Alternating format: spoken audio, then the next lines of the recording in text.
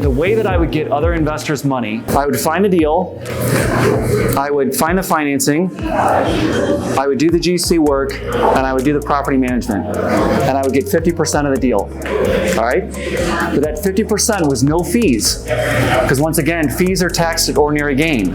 So I mean, it's no different than just having a salary. What's the value there? You're going to make a lot more money with equity than you will taking taking your fee up front. So I would roll that into the deal, and I would say, I'm not taking any cash. And then I would also say, you're getting paid back everything that you have before I take a dime. When you're syndicating money, did you always offer 50% equity right off the bat to your actual investors, or did you start with just a return on the money? I never start with a return on money because that's a moving target, and you're setting unreasonable expectations.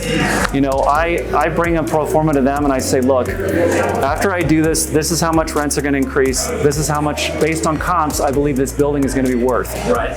And either you believe I can do it on that or you can't. And I would take, depending on the size of the deal, I would take anywhere from 25% to 50% of the deal.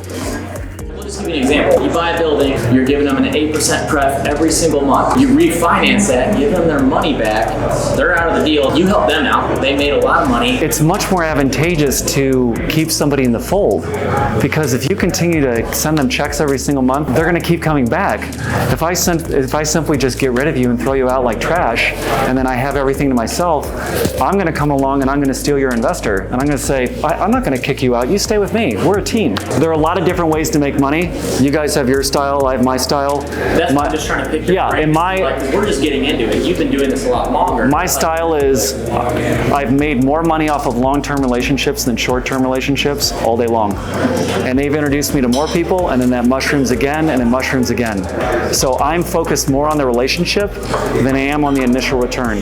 What terms am I giving them today? Well, like, what return are you giving them on their money, or you're borrowing it? What are they getting in return? No pref. On a deal, they'll typically take anywhere from 25 to 50%, somewhere in there. But you show up to the deal with money to... Oh, I always bring my own money on a deal. Always. And by doing that, I have a much stronger position. Yeah. Because I can say, I'm bringing 25% or I'm bringing 50% of the cash to the table. Right. And then, you know, if I do X, Y, and Z and you get all your money back, I get a waterfall that goes up to 75%. You know, it makes, from a negotiating standpoint, it makes you on equal footing with them versus being subservient to them and then wanting to try to take advantage of you. And I've had that situation where, you know, you come in on the bottom of the barrel and you're like, man, I'm just trying to build my business. And this other person knows that you're poor as shit.